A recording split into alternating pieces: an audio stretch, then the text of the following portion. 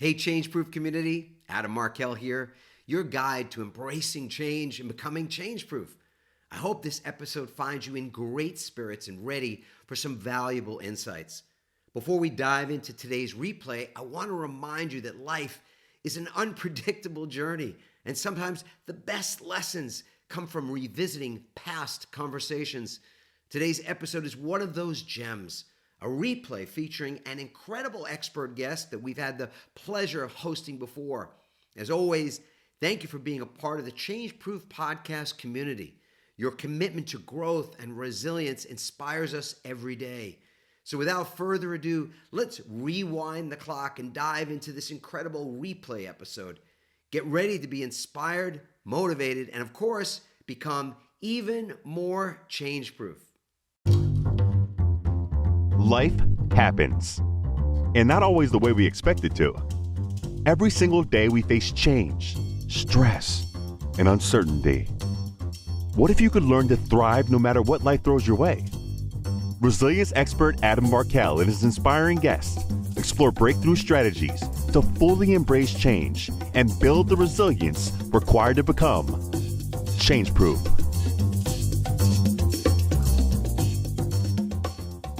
Once again, you are in store for a treat. Today, I have Rob Ashton. He's a writer, a former scientist who works at the intersection of words and the mind. He's also the founder of a global writing skills consultancy, Emphasis, through which he has transformed the writing of more than 80,000 people worldwide, working with everyone from Google to the royal household at Buckingham Palace. He argues that in the digital age, the ability to convey thoughts in text is probably the most undervalued of all skills, and that understanding how words we read affect our minds is one of the keys to resilience. You're going to love this episode, so stay tuned. Okay, Rob, so I'm going to literally just dive in with a question based on your bio, your introduction. What is one thing that is not in that bio that you would love for people to know about you? Something that's not written in the bio that you'd love for people to know? I guess that writing, or the misunderstanding of the writing and reading process, is something that I've become obsessed with. I think that bio doesn't really capture that, in the sense that, yes, I've spent a long time doing it, but the longer I've done it, the more this has become an obsession. It's one of those things where I just see this problem everywhere now, and it's quite hard to let it go, because once you see that, you can't unsee it. So yeah, I would say that.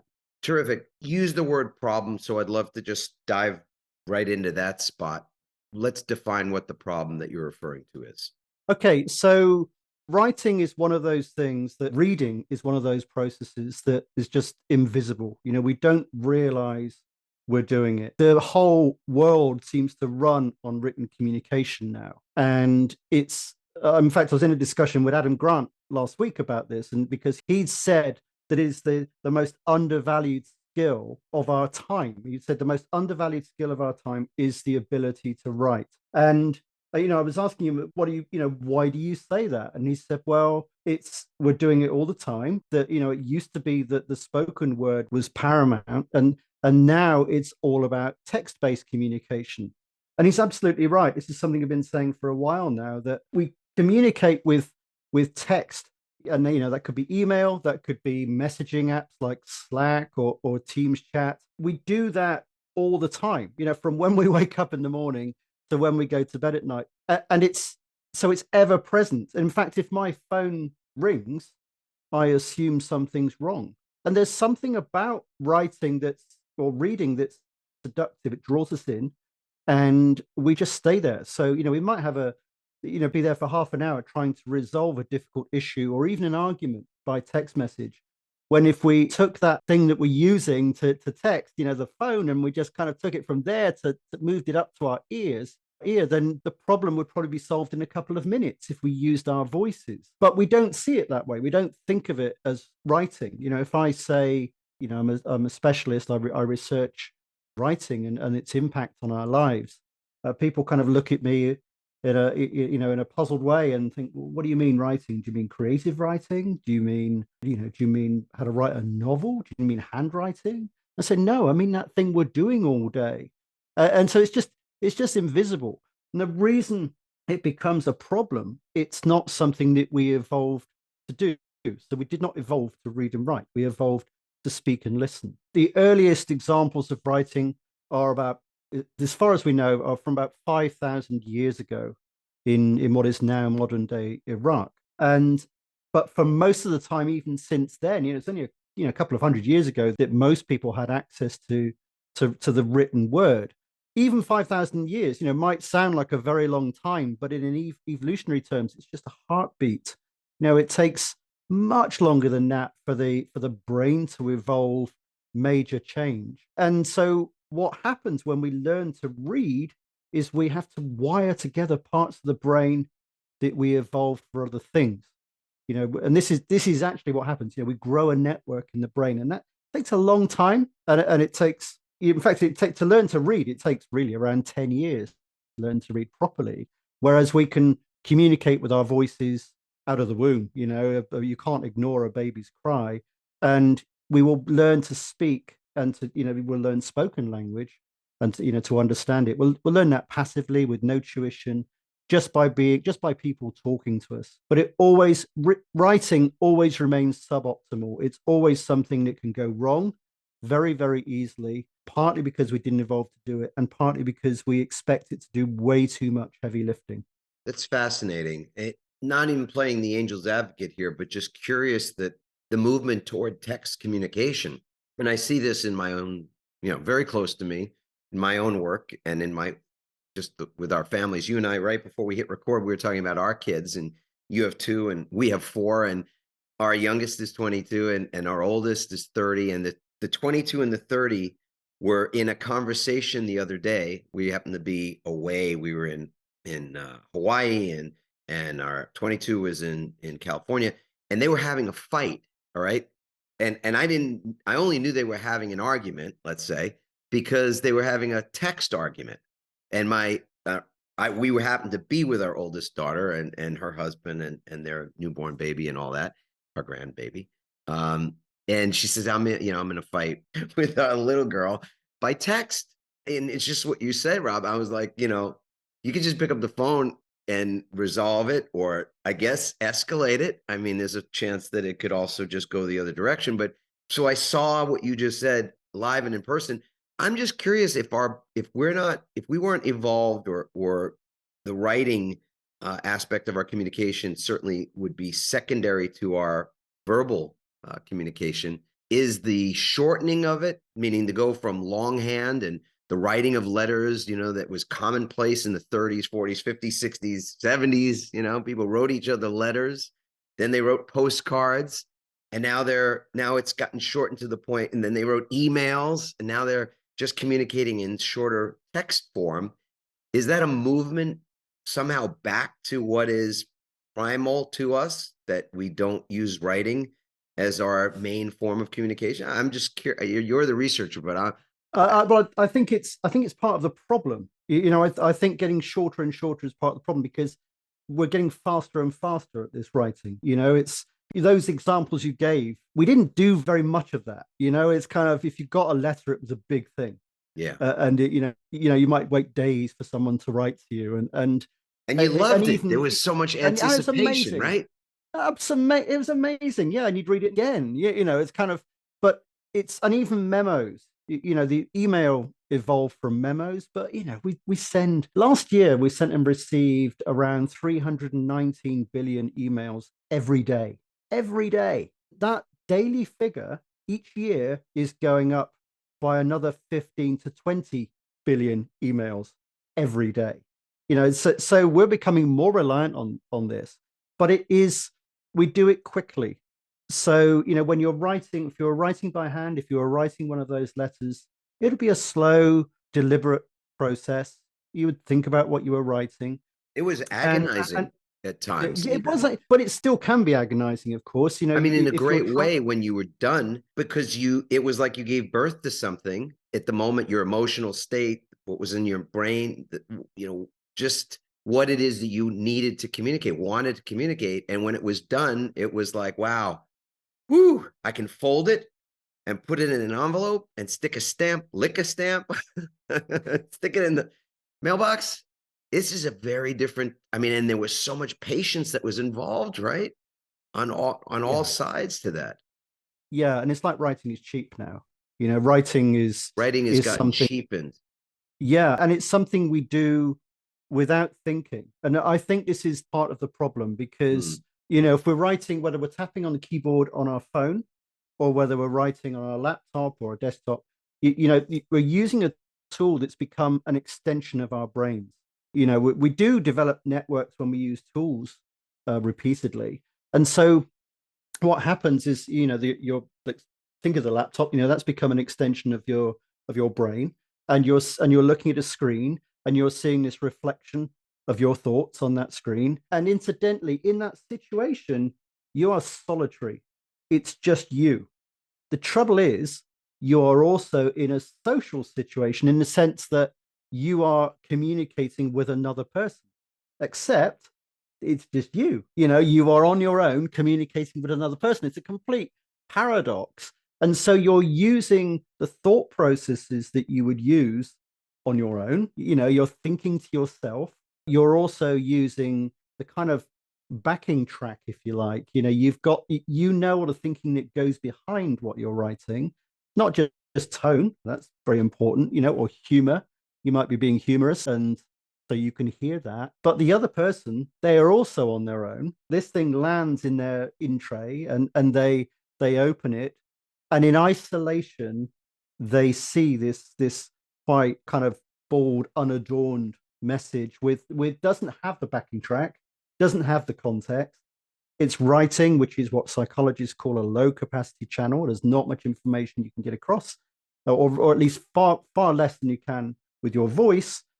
And not only can they not hear your backing track, they're listening to their backing track, and they've got their thought process. And of course, now they could be receiving that message anywhere. They could be upset about something. They could be, they could be late dropping the kids off to school. They could be stuck in a traffic jam and open their email in a misguided attempt to get some relief from that. They could be angry, wound up, and they see your message, and that's the context it lands in.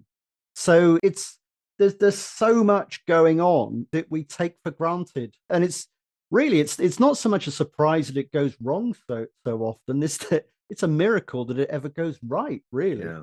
In your work, you are known for a number of things, but this intersection of words in the mind, I'm really curious. Say a little bit more, if you could, about that. Sure. Well, set up this training consultancy back in 1998, and back then most people didn't even have websites. So I've really seen this. In fact, back then people were saying, why are you setting up a training consultancy focusing on writing, because no one's writing anymore? Yeah, well, that didn't quite work, did it? And I've seen writing become just dominant, in the working world, but also at home, as you described that situation. And about 6 years ago, because I've got a science background, going way back, I used to work as a molecular biologist, and so that curiosity of the science has never really gone away. And I was in the fortunate position in that I could take a step back from the business and focus on looking into this and thinking, okay, let's see if there's any research on this.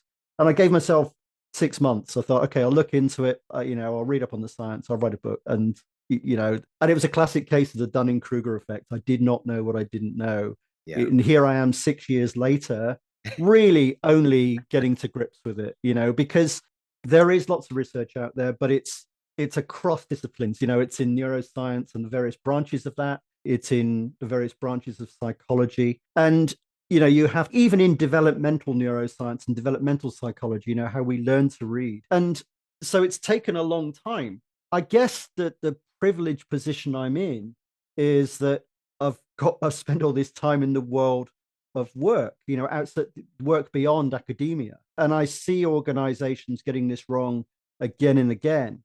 And so what I'm trying to do is link the two together. And the intersection of words in the mind, I mean, that's really the key to it, because it's all about how the written word, text-based communication affects us for better or worse.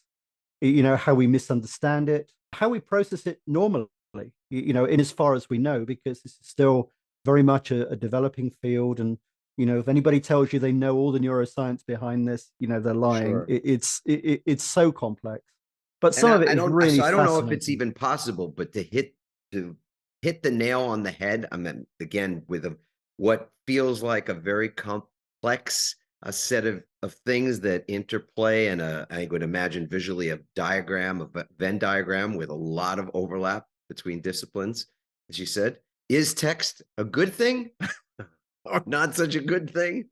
What is it? Can we even like? What does the research tell us today about whether the text and our use of it currently and the way we're using it? Is it heading us in the right direction? Evolutionary, we know, or evolutionarily, it's all right. It's always all right, I think. That's my belief system anyway. But does it feel like we're going in the right direction now, or going backwards in some way? It's, not to cop out, but it's so difficult to answer that, because I kind of think of the science as neutral. It's like you can apply it in a bad way or a good way, like most science. I certainly, we can't go back. We can't put the genie back in the bottle. It's, in fact, nor should we want to, because we have grown so much because of this amazing ability to communicate at speed with anyone in the world using our keyboards. And organizations are able to grow at warp speed because of that. The go back to 2020, when suddenly we were all working from home, or most of us, a lot of us were working from home. Zoom grabbed the headlines, but really it was things like Slack and email and Teams chat that's where most of the communication was. We spent less time overall in meetings than when we were working in offices, even though we had more meetings. But what were we doing in between? We were writing to each other, and that kind of dramatic kind of a digital transformation would not have been possible without communicating through the written word. And then, look at how much literature has enriched our lives, and the advancement of science. It's done through publication. This is all written communication, and I don't think it is a bad thing. I think it's a fantastic opportunity. Where it does go wrong is when we underestimate, or rather overestimate, how much communication, or how easy it is to communicate in writing well. And I think probably the biggest mistake we make is to think of it as just a case of data transfer from one brain to another. And if you just give someone the data, you just give them the information, then everything will be fine. It's a more complex process than that. So you can't just simply give someone the information. You can't just, for instance, give them a series of bullets, which was that was a piece went viral a few years ago, which recommended exactly that. It was about writing like the military, was the title, because it's was talking about bottom line up front, which, or bluff, which is very popular in the military and in the US and here in the UK. And it was saying, use bullets, keep it brief. And the trouble is, although brevity can be a really good thing, it's very, very easy to miscommunicate when you do that. But again, because of this lack of context, it becomes a little bit like trying to study for an exam using somebody else's study notes, somebody else's lecture notes. They've got all the context. It triggers things in their brain and doesn't in yours. I guess really what I'm wanting to get at. I mean, I was being a little cheeky, I suppose, with the good bad thing, but I'm a trend follower. We do quite a bit of resilience research in the world, and write on that topic. And I'm resilience keynote speaker on that, and lead workshops and work same as you with organizations on how to develop things internally that produce longevity, produce productivity in the long run. So we're following trends. We're looking at trajectories. I mean, when kids are in the house and they're texting each other from room to room, I mean, in our house, we'd scream. that was the mode of communication. And I'm not saying kids are not screaming at each other, siblings and parents, et cetera. But at the extreme level, people texting one another at the dinner table. I mean, there's just a lot of, sort of hyperbole around that, but we see it. We see people at their, I mean, how many times have you been in a restaurant where two people sitting at the table have their phones out at the dinner table in a restaurant? Oh, it's so common. Now let's say it's a high-end restaurant, and now we're not talking about millennials because they're always getting the short end of the stick for a lot of these things. No, I'm talking about, baby boomer age people that are at the table with their phones out. So, I mean, that's why I'm just saying from a trend standpoint, a trajectory standpoint, that we're reducing our communications to these pithy little LOLs and other, other acronyms, which there are too many to keep up with, LMAO. It's like, well, from a research standpoint, can we say anything about what that trajectory looks like? Or is it just too impossible to sort of predict those kind of things? Yeah, I think we can say what the effect of doing this has on the individual. We can, we've got some stuff on that. But it's in terms of where it's going, then really that's just conjecture. It's kind of personally, I don't think it's a good thing. Those situations you describe, I think, unequivocally, not a great thing. Not taking us in the right direction. We need to start speaking to each other more, definitely. And I've seen this in my own life, where because none of us is immune to this. I am as prone to getting irritated and inappropriately by written messages as anybody else, and getting triggered by tweets or whatever.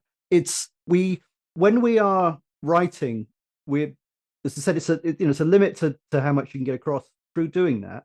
But there's some research that shows that the same. So when you're speaking, there's some research that shows that oxytocin release is triggered. Okay, so you hear a human voice, you're speaking to somebody, and you get this oxytocin release, and this is this thing that's been called the love hormone, but it's more complicated than that. But it's something that's central to human interaction. How we're wired, like our physiology. It's how we're wired, and so it's when we're speaking, you've got all sorts of things on your side because we've got millions of years of evolution, behind us on that. But there's evidence that when we're reading something from the same person, okay, so the same person has written something and we're reading it, the oxytocin release isn't triggered. And so we don't get that. And I've seen this in my own life, where I was in a Slack conversation with a member of my team a few years ago. And, I asked him for an update on a project. And I said, how is it going? And he just replied with one word. He said, "Why?" It's kind of, and that's not, that's such a loaded thing. And so I kind of started, and he's a bright guy, but I knew that sometimes conversations could, these discussions could go a little bit. Oh, come on, Rob, you can say it. You lost it. No, I didn't. Neither of us. You didn't. No. Because what I did is I started treading on eggshells. Yeah. Because and in fact, I think even my first question to him was so caveated and nuanced that I was on the back foot already. And anyway, long story short, I replied, he replied, and then to his enormous credit, he just said, "Should we have a chat about this?" Yeah. And I said, "Yeah, sure." And it was just like calling time out, Yeah. And he came into my office and we started speaking. And as soon as we started speaking, my shoulders dropped, his shoulders dropped. I could feel this kind of feeling wash over me. Probably fanciful to say that was oxytocin, but it was definitely this kind of feeling of, oh, wow, that's so much better, And I'm not kidding. Immediately we were starting to, the whole tension had gone. And we were starting to sort it out. And I think part of it is it's not just oxytocin, it's that you can react in real time. You can see that person's reaction. You can see if they don't get it, or you can see their hesitation. Even with the human voice, even just a pause of a few seconds that's a very, very long pause. It is. It's your tone, especially if if it's a response to a question like, why I love you, or why do you love me? It's kind of like just a few seconds hesitation there is kind of, we're gonna know, all right? Right. Do you love me? I love you. And then the pause is a little too long. It's like, oh no, what does that mean? Yeah, just my behind, look big in this, it's kind of like, just a pause. It's like, did you get my text? I was going through the tube, and there was no service for a few minutes. But yeah, so it is. We've got, we make a big mistake when we rely on that too much, and we don't try and sort things out using our voices, and we just stay stuck in it. But I think there is really something unique about writing that draws us in. You can't not read something. It is, even though reading is a complex process. You see a word, you'll read it, and that's why it's a big mistake, for instance, to have lots of text on a screen or on a PowerPoint deck if you're making a presentation. Oh, no Because kidding, right? someone's going to read that, and I'm not even talking about filling the slide with text, which a lot of people do, but even just having a few bullet points. If you're speaking, well, they're not listening to you, they're reading, because it takes it's an involved process. They have to focus on that. You can't even it's very difficult to walk and read. I don't know if you've ever done this, Adam, where you're reading a text and you're walking along, and then you find yourself stopping and reading it. So it's, even walking and reading is Yeah, difficult. usually when But you're you about to can't run not read it. into, walk into some other person. Yeah, yeah, probably doing the same thing as Doing the well. same exact thing. Yeah. I Yeah, mean, it's so fascinating too, because we can see the value. We all can see the value in being able to be more efficient. Now, I mean, business and personal wise, there's a lot going on. There's a lot in our lives. The universe is constantly expanding, so that's normal. That just makes sense. That people's lives were simpler, maybe more boring, whatever you would want to say, 50 years ago. So it's exciting. There's a lot going on. We've got to be able to, as you say, walk and chew gum. Now walk and read, walk and multitask, etc. On some level. And yet, I think the problems are also showing. What's evident is that there's just heightened anxiety, and obviously it's been attributed to the pandemic. It's been attributed to exhaustion in the workplace, which is something that we study in the context of resilience. But the anxiety levels across the globe are so high, almost sort of, they're off charts, that they have to create new charts to measure how people are doing in that area. And it would seem to me that when our communication is abbreviated in the way that it is, that, like you said, we're not getting filled up, built, sort of, our energetic tanks are constantly in a state of depletion.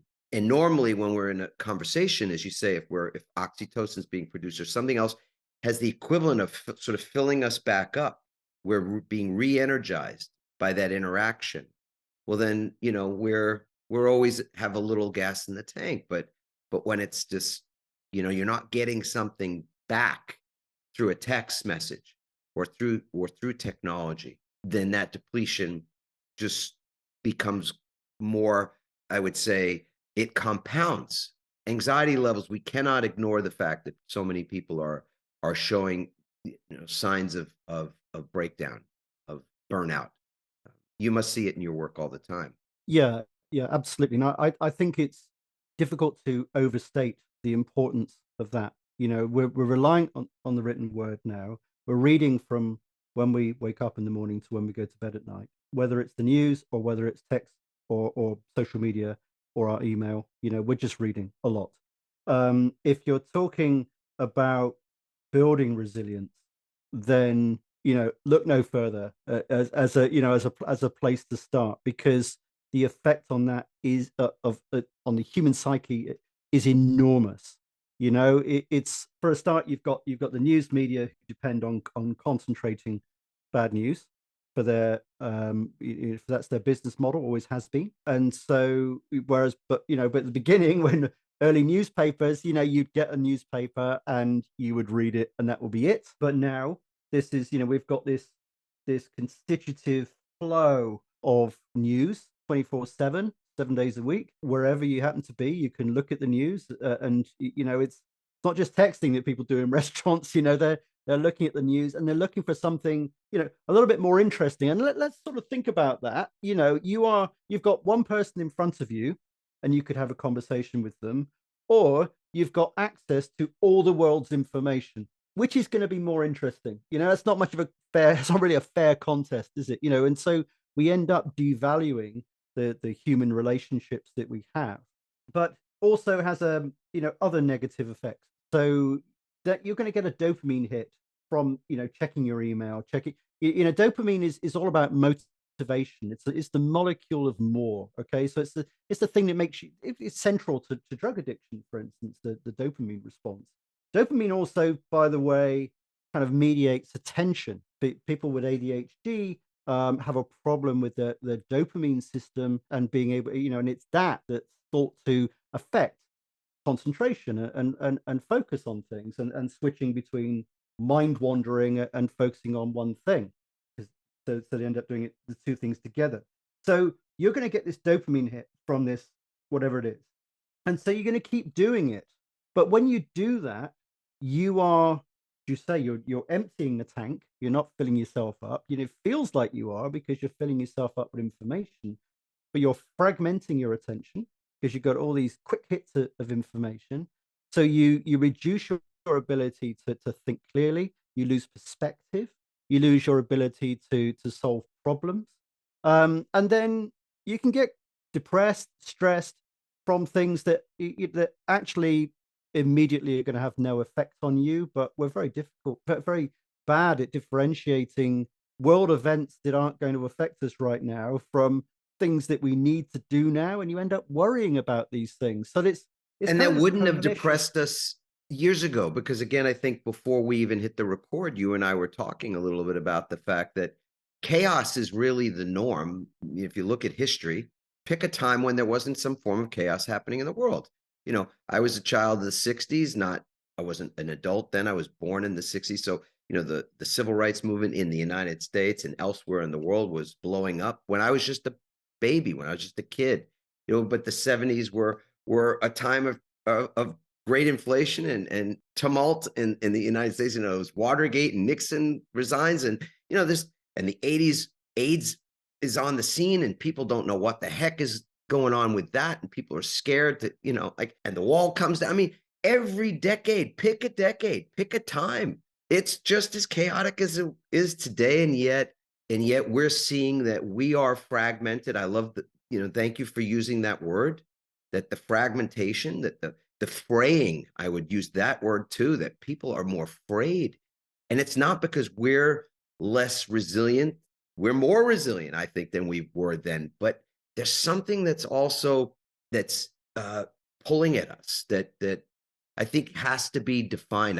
That's why I love the work that you do, and it was such a pleasure to to be able to set this conversation up, really, because I think it's important that we understand what our experience is, and it's tough to understand our experience. Very difficult while you're in it, like the goldfish in the bowl can't know that you don't know you're in the bowl.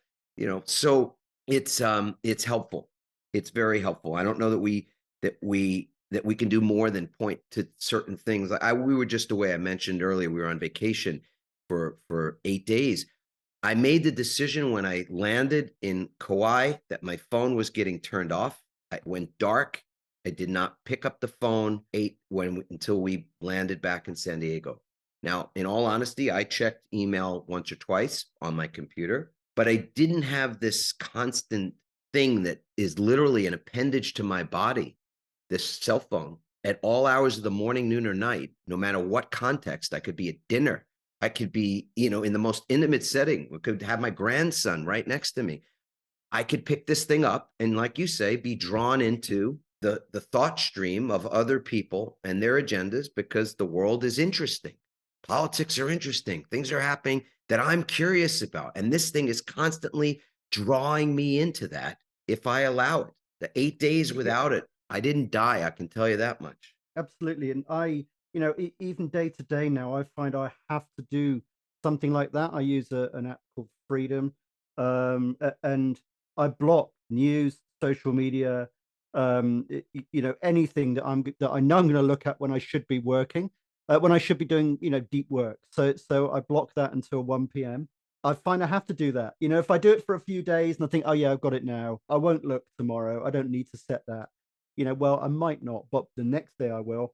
And then I'll just, a week later, I'll be thinking everything's fragmented. I'm not getting anything done. And then you get really stressed because you're not able to focus. There is something now. I mean, I should say, I did some research on this back in 2020 when we were in the fall throes of the pandemic. And I was looking, I did a lot of research on worldwide on use of trigger words in media headlines. And yeah, there were, words like infection, for instance, or bug or whatever. You would expect those to go up. But there were also words like panic. Panic saw a five-fold increase in usage during in the first, I think it was the first quarter of 2020, and it was, and in cases it was deliberate. Some of those headlines were a masterclass in how to bring maximum anxiety out of a few words. So here in the UK, there's a newspaper and news site called The Mirror, and the headline was tragic. Now that's a trigger word. Okay, so tragic coronavirus death toll. So you've got lots of very emotive words there. Okay, tragic coronavirus death toll rises by, whoa, this isn't good. Rises by lowest level or lowest amount in 7 weeks or something. So it's, they were just, it was actually positive news headline. It's a positive thing. It was an improvement, but the way we process sentences by prediction, and this is key. It's absolutely central to understanding how we read. We predict what's coming up. Our eyes they're not sophisticated enough, believe it or not, to take in all the information. Most of the information when we're reading is coming from our brain, and then our eyes are checking to see if we're right. That's why we miss huge typos in PowerPoint presentations that we only spot when we're in an auditorium of 300 people. It's kind of that's why, because we're predicting. And it's true with email. It's one of the reasons we lose it when we're reading email, because we're not reading it. We are just predicting what's coming up. And sort of sight wording. Yeah, but that prediction it's a bit like predictive texting. That predictive texting works on what's the statistical likelihood that the next word, what's most likely to come up after those two words or those three words. Our brains work like that too. And so, we have to take these shortcuts. And it means that, that's why, if someone's ever sent you instructions and they, and they say, I wrote you the instructions, didn't you follow them? And because they knew what the instructions said. This happened to me recently. Somebody said, oh yeah, it's very simple. And he gave me these instructions, which were anything but simple. But to him, they seemed to be, because he knew it already. So prediction is so important. But it also means that, with those news headlines, the media can play on this. Yes. And it's their job. It's their job to get eyeballs on the pages. It's kind of it's not necessarily a criticism. It's, they're doing their job, but it's being aware of it when you're reading it, and being aware of the limits of reading and the effect that stuff has on you. And, that, as I say, is central to building resilience, that being aware of that, of how limited reading and writing are, and the effect it can have on you, because it's there, it's in your brain straight away, it's part of your world. And you're isolated, you have no context, you're not actually speaking to anybody about it, so it's going straight to your amygdala. And it's just, it can be combined, it can be really bad news. But the good news is that if you look at that, then that's a good place to start if you want to build resilience. You said something earlier about that organizations are getting it wrong. Would you say a little bit more about what you meant by that? What you mean by that? Yeah. So the thing is, even if you look at leadership, okay, so communication, one of the pillars of leadership. But most of the time when people talk about communication, they're really talking about the spoken word, not the written word. And when they talk about the written word, they're generally talking about remedial stuff, getting the grammar and punctuation right, getting the spelling right. So it's seen as this kind of low-level remedial thing. And what I've noticed is that organizations will tend to spend around 10 times as much on presentation skills training as they will on helping their people to communicate through their writing, even though those people who get that training, get the presentation skills training, probably go nowhere near a lectern, most of them, and yet they spend all day communicating through the written word. So it's like we've got it back to front, and I think it comes back to this invisibility. And you talk about the goldfish. We're so steeped. We're so surrounded by writing. It's so much a part of our world that we don't even see it. It's just there. And so I think that The good news is that it is an opportunity, because if you improve that, and this is particularly with things like organizational change, it's kind of the opportunity to make the workplace so much better is there, by optimizing how people are communicating with each other through their keyboards. But also, if you look at achieving strategic goals, you've got strategy, you've got, execution, you've got feedback, you've got, refine the strategy.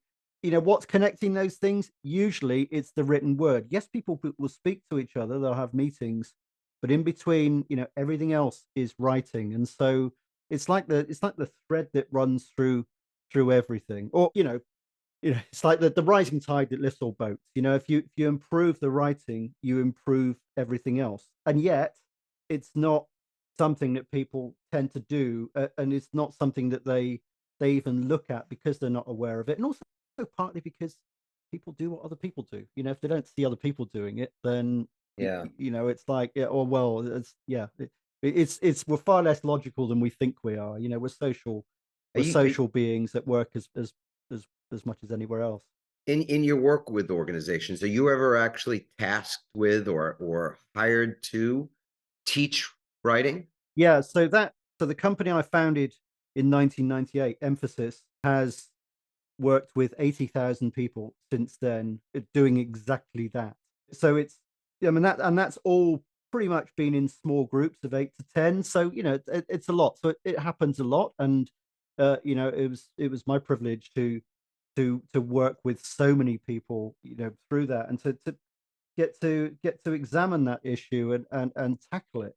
But what I will say is that those organizations, and we're talking, the tech giants of Silicon Valley, right through to even the royal household here in the UK, but remains, with the possible exception of that second example, that last example, it remains a minority interest. It's something that only a few people work on. So That's what I those, was thinking, is that just in you my know, work as a lawyer and as a writer myself, I know how excruciating writing is, not just the longhand letters that we don't do anymore, but that I have, you know, many memories of now, to, just writing a card. I don't know how many people still actually write cards to other people. Some I think probably still do for birthdays and things, but the art, and it really is quite an art and a science, I suppose, the written word and being able to communicate effectively through that is something that, I went to law school. They didn't teach writing in law school. I was in taking business courses. I was an undergrad. There was writing. There was certainly writing taught in a little bit in high school and a little bit in, was an English major in college. It taught some writing. But once I got out into the business world, I've yet to really see any focus, as you said, on this very vital and important skill. And I'm just thinking, as we're having this conversation, what an important thing it would be if part of resilience is what you said earlier, that it's about awareness, that the concept of just understanding, being aware of that these things are at play, and that if we've taken in our conversation attack where we can see that potentially it's led to fragmentation, it's led to more anxiety. And there are many other effects of the way the speed of communication has led to shortcutting, that this shortcutting there's a serious cost to it. That one of the things, and I want to use our last couple of minutes here to talk about the solution side, because I don't personally love it when all I ever hear, in a discussion of something, is the problem of it. Like, so what the hell do we do it's about all it? Like, terrible. It's all thank you, terrible. guys. Yeah. I appreciate it. I feel a little worse now than I did, an hour ago, whatever. But like, no, what's the solution side? So I see as one of the possible things that the organizations and individuals can focus on. We can do this at all levels, is really the work on our ability to communicate more effectively in writing than we currently have been trained to do. Some people have a facility, they're just good writers, whatever it is, they have a skill at it, they're creative, etc. And others not so much. I think, mostly I see bad writing. I've seen bad writing in emails and in, any number of other things for eons. But we can for sure improve our writing skills, and you help people to do that. Your organization in the past has done that, more than 80,000 people, which is remarkable. Is there something that you now share with organizations as to the process for that we can introduce? I've got one other thing I want to bring to the table too, but so how do we improve our writing? Do you have any suggestions for that for leaders? There are lots of things people can do, around the language you use, for instance, simplifying it, which doesn't mean dumbing down. It's usually the words in between the jargon that cause the problem, as long as everybody understands the jargon. So, and I've got an example here actually, which is, you might say, for instance, could you give me some assistance in making a decision? Okay, now that's 10 words, it's 15 syllables.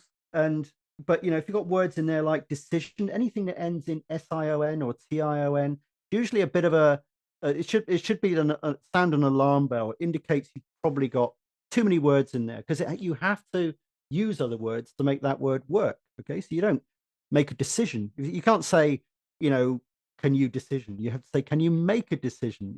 So, but you could say decide. And then if you're saying assistance, you could change that to help. And if you kind of work with that, you could say, please help me decide.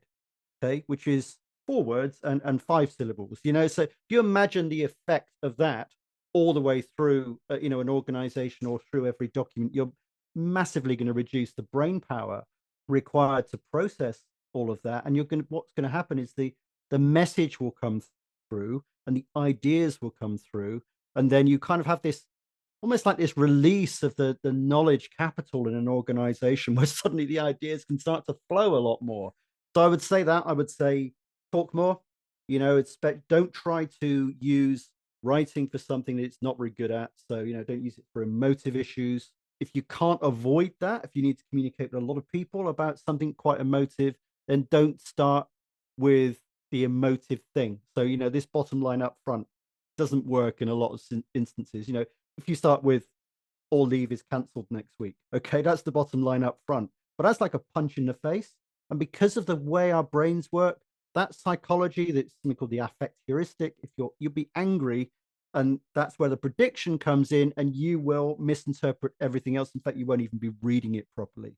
So be very mindful of that. And what I say to people is, there's even a mnemonic you can remember, which is SCRAP, which is situation, complication, resolution, action, and politeness. And situation is things that get people nodding, things everyone can agree with. Okay. And then complication is, so if you think a situation is where we are now, complication is why we can't stay there or why there's an issue with that. Resolution is what we can do about that. Action is what we need to do next. And politeness is just rounding off on a positive. So situation, complication, resolution, action, politeness, SCRAP. It's a very good way of introducing what I call human-centered communication into your emails. And then the final thing is, I would say, and really it's central to all of it, is the reader first, and do everything you can to put yourself in the reader's shoes. Now, it's not easy, but, it could mean just taking a notepad and just writing down, what are they interested in? What are they likely to be? What are their likely thoughts on this topic? What are their priorities? How much do they know? Because we vastly overestimate what people know. And in doing that, you kind of force yourself to get into their shoes and step out of yours, if you like. And that can really help with written communication. So there is a lot you can do. And that organization emphasis is still very much alive and kicking and doing great work. But there is on their website, which is at writing-skills.com, there's a ton of stuff there. If you go to the blog, if you want to go direct to it, just go /blog. There is probably the biggest repository, library of information on how to communicate effectively in writing, probably in the world. It's been going since 2008. There's so much stuff on there. And so there's a lot you can do to help yourself. It's not all doom and gloom. And often it is that we in our communications take an assumptive position. That is, we assume other people know what we mean. They know why. They know the context. And we expect people, often unconsciously, I think more often than not, we expect others to just know what we're thinking. So they're expecting others to be mind readers. And how often we do that in our intimate relationships with people that know us, as well as in other areas, which again, when we assume we know the old mnemonic about that. So my one suggestion, so I so appreciate the solutions and multiple solutions that you just offered. I'm going to just share something that's worked for me over the last couple of years when it comes to the text thing, because we're not going to get rid of text. The communication is sped up. As you said, the genie's left the bottle. I don't even think there's any reason to try to put the genie back in the bottle, but we do have to be more aware. To be resilient, we have to be more aware. And so, for example, when I'm sending a text message these days, I would say 50% of the time, I will send a text memo instead. Now, of course, this has to do with whether you're on an iPhone or you're on an Android. And so there's a bit of a challenge there, because if you're communicating from an iPhone to an Android, you cannot leave a voice text because those platforms are not compatible in that way. And here's a call to action to the tech folks to get rid of that barrier, because that's ridiculous. But if you are platform to platform, to send a voice memo is so much different. And I think it takes me less time to leave a voice memo for someone as opposed to the text message that my thumbs are constantly revising. And you know what? I'm shortening it to the point of, like, I'm not going to give somebody, 3 paragraphs to read. But by shortening it in the process, I'm not really simplifying. I'm actually making the communication less effective, I think, and losing the nuance that, and maybe, as you said earlier, so important. I never heard this before. Losing the opportunity to create that oxytocin for the person I'm sending this message to. So they're not hearing the love in my voice. They're not hearing the tone that I want them to receive the feedback. If it's feedback, for example, they just see the feedback in writing. It's like, well, this person is, Adam's pissed at me, or he's disappointed, or, he's asking me to do yet another thing, which doesn't come across when I leave that voice text. So I just think there's a lot of ways that we can work with this, because the genie is not going to, we're not going to get it back. So nor do we want it to. But what do we do to just lift our resilience, be more able to leverage these technological advances to our benefit, and not just see it depleting us, which I think we are seeing signs. So I think that's such a good idea. Somebody did that. If you use WhatsApp, for instance, and I'm not a great user of WhatsApp just because of habit, but somebody left me. You can do that, and that is platform independent. But somebody did that the other day with me. They left me a voice memo, and it's not like a voicemail. For some reason, I never checked. I don't even bother leaving voicemails now, but it wasn't like that. I could see it there. It was visual because you just got a little player in the message. And then it's like, oh, what's he said? And I played it, and it was a message that was about 20 seconds long. So it would have taken him presumably not much more than 20 seconds to record, and yet said so much more, because it was actually communicating bad news, but it was okay. It worked. I think it's genius. I think it's a really, really good idea. Yeah. Rob, we're going to end here, but I could literally talk to you for days. I think people are listening to this now, watching this now, are feeling the same way. We will have full show notes. So this is a message to our audience. Full show notes. Rob has a wonderful website. There's a lot that you can find about his work in the world. Everything that you might want to know and how to engage him is all going to be in those show notes as well. And Rob, I just thank you for your time today. Thank you for the quality of the conversation. I've just loved it, and look forward to us being able to chat again soon. Absolutely, my pleasure, Adam. It's been a great conversation. Thanks for having me. Pleasure. All mine. Folks, if you would be kind enough to leave a comment or a review, adammarkel.com/podcast, you can leave a comment there. The reviews are fantastic. They really help us out. So on whatever platform you might be listening to this, you can leave us a 5-star review. It'd be terrific. But again, we thrive on the feedback. So the comments and your thoughts are ever so important. And I'm personally the one to respond to those things. So don't think it's some bot or somebody else, me. And again, if this is an episode that you've gotten value from, and I got to assume you have, please share it with a friend. Find somebody that maybe they're could use some help with their communication skills, or they're struggling with the communication of members of their team. And this is so prevalent these days, or even people that are just feeling that anxiety and don't maybe exactly know what it's from. I think there's some great insight Rob shared with us today about where we might look for answers there. And again, just wishing everybody a wonderful rest of your day, your evening, or wherever you might be in the moment. Thank you so much for your time. We'll see you soon. Ciao for now, everybody. Man, I just loved my conversation today with Rob. I mean, honestly, we spoke about some of the most important things that I think we're all struggling with these days, how it is that we are experiencing fragmentation, what it looks like to develop a better relationship with our text messaging. I know it sounds funny, but we're so attached to these cell phones and we're using that texting mechanism all the time. It's a part of what's happened in the information age and in the technology age that we're living in right now. Communications are so fast, and many of us would like to slow them down. But as Rob said, there's no getting that genie back in the bottle. So we have to learn how to use those things more effectively. I think we really covered quite a bit of what is challenging in the space. We think about how afraid we are because of the speed, the frequency of the communications that we're all involved in, and the content that we're reading and consuming each and every day. We are in many ways afraid. We're exhausted. We're seeing the heightened level of anxiety across industries, across geographies, across the globe.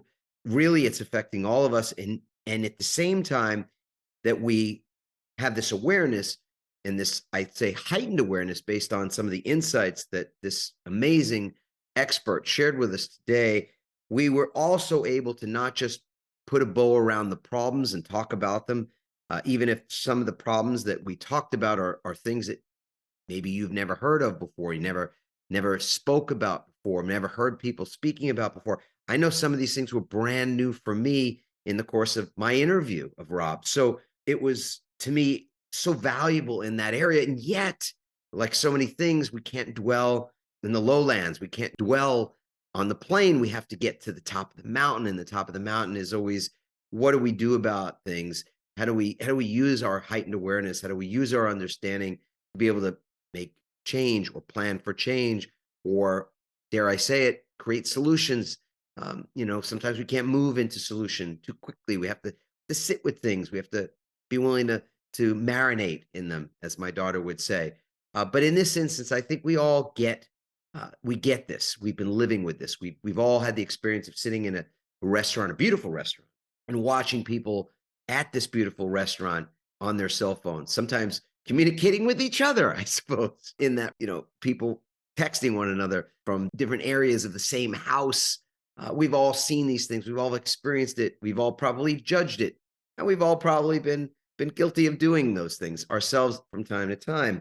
So it's important that we have conversation about that and yet be able to know what are the small things we can change. How do we take that awareness and actually turn it into some action that not only makes our resilience tank, our resilience score higher, but helps to give permission to other people to do the same, that has a ripple effect, if you will, that only increases the resilience all around us, in our teams, within the organizations that we're a part of, within the organizations that are our communities, our families.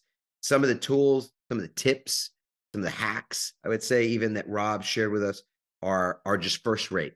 They simply are. I did my best to keep up with him and contribute some things, and I felt decent about that, but he's the expert. That's why we have him on. This is something he's been doing, studying, researching for a very long time. So how to think about the digital age in regard to, in context of what Rob spoke about, I think for me was elevated. I see the digital world a little differently today because of this conversation. I think you will as well. And I think there'll be people in your world that you'll want to share this episode with. I know I'm going to do that, even though we share this with our community, as you would imagine. There's some very specific people that I think really would benefit from listening to this. And I hope that you've enjoyed it. Please leave a comment, adammarkel.com/podcast. Leave a review. We love those 5-star reviews. If you'd be kind enough to do that, that's also super helpful. And most importantly, put these things to action. Some very actionable techniques, suggestions that come after we fully explore the problem. I think we did cover it quite well. So You be the judge of that, of course, but let's all work on this. I think this is something that we're gonna see collective benefit, worldwide benefit, even if we're all a little bit more aware, and if we can take these very simple steps that Rob and I spoke about today. If you're curious about how resilient you are these days, mentally, emotionally, physically, spiritually, feel free to do something that 5,000 plus leaders have done already, and that is to get your resilient leader assessment in just 3 minutes by going to rankmyresilience.com. Rankmyresilience.com will get the job done for you, and it won't cost you a thing. And most importantly, it'll give you that heightened level of awareness, a baseline from which to build from and build forward, which is what we're all busy doing right now. So without saying any more than that, I'll just say I bid you a beautiful day, rest of your day, and ciao for now. Thanks for listening, everyone. We hope you now have even more tools and greater insights to build resilience and become change-proof. Help us inspire others by sharing this episode and leaving your comments over at adammarkell.com/podcast. For more resilience tips and strategies, including support for building change-proof teams, visit adammarkell.com/become change-proof.